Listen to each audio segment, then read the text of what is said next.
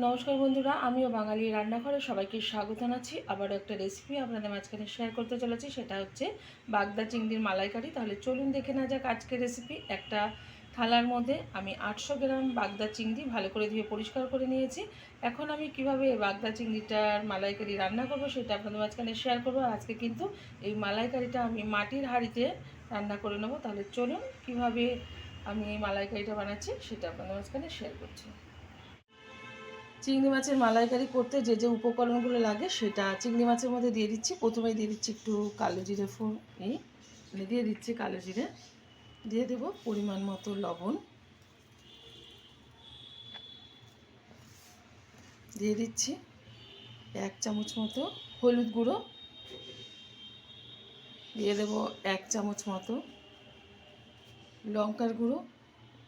এখানে কোনো কাশ্মীরি লঙ্কার গুঁড়ো কিন্তু ব্যবহার করব না, এটা কিন্তু আপনারা আবার কাঁচা লঙ্কা দিয়েও করে নিতে পারেন। দিয়ে দিচ্ছি স্বাদ ব্যালেন্স রাখার জন্য একটু চিনি, দিয়ে দেব সাদা তেল, এখানে আপনারা সর্ষের তেলও ব্যবহার করতে পারেন। দিয়ে দিচ্ছি পেস্ট করে রাখা সর্ষে আর পোস্ত,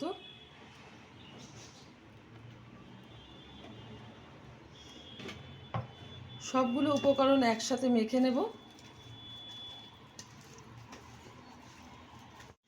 ভালোভাবে চিংড়ি মাছগুলো কিন্তু মশলার সাথে আমি মেখে নিয়েছি। এখন এই পাত্রের মধ্যে আমি চিংড়ি মাছগুলো ভরে নেব। মাটির একটা পাত্র নিয়েছি, এর মধ্যে দিয়ে দিচ্ছি আবার একটু তেল, ঘুরিয়ে দিচ্ছি একটু হাঁড়িটা। এখন আস্তে আস্তে করে চিংড়ি মাছগুলো ভালোভাবে আমি দিয়ে দিচ্ছি হাঁড়ির মধ্যে। আর এটা কিন্তু হালকা আঁচে রান্না করতে হবে। আমার এই রেসিপি যদি আপনাদের ভালো লেগে থাকে আপনারা অবশ্যই আমার চ্যানেলটিকে সাবস্ক্রাইব করবেন, লাইক করবেন, শেয়ার করবেন। আর এরকমভাবে একবার মাটির হাঁড়িতে চিংড়ি মাছের মালাইকারি রান্না করে খেয়ে দেখবেন, আশা করি ভীষণ ভীষণ ভালো লাগবে। মশলাটা কিন্তু একটু কাচিয়ে দিয়ে দিচ্ছি, আর দিয়ে দেব খুব সামান্য পরিমাণে একটু মশলা ধোয়া জল, ঢেকে দিচ্ছি। এখন ওভেনটা ধরিয়ে বসিয়ে দেবো। ওভেনে কিন্তু এই যে হাঁড়িটা বসিয়ে দিচ্ছি, আর মাঝে মাঝে কিন্তু একটু ঢাকনা তুলে নেড়ে নেড়ে দেবো, নাহলে কিন্তু তলায় পুড়ে যাওয়ার ভয় আছে। আর এটা হালকা আছে রান্না করে নিচ্ছি প্রায় 20 মিনিট ধরে, 15 থেকে 20 মিনিট। তো এখন আমি বসিয়ে দিয়েছি, এটা খেতে থাকুক ভালোভাবে। আপনারা কিন্তু এর মধ্যে একটু ধনেপাতা কুচিয়ে দিতে পারেন ভালো ফ্লেভার আসার জন্য। চিংড়ি মাছের মালাইকারিটা কিন্তু এই যে হয়েও গেছে। এখন আমি ওভেনটা বন্ধ করে দিচ্ছি, তারপরে দেখাচ্ছি যে কেমন হয়েছে।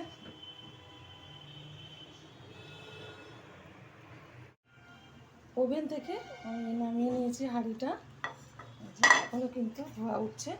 আর খুব সুন্দরভাবে কিন্তু মালাইকারিটা হয়ে গেছে। এখন গরম গরম ভাতের সাথে এটা আমার পরিবারকে এখন সার্ভ করব। দেখা হবে পরের ভিডিওতে নতুন কোনো রেসিপি নিয়ে। ধন্যবাদ।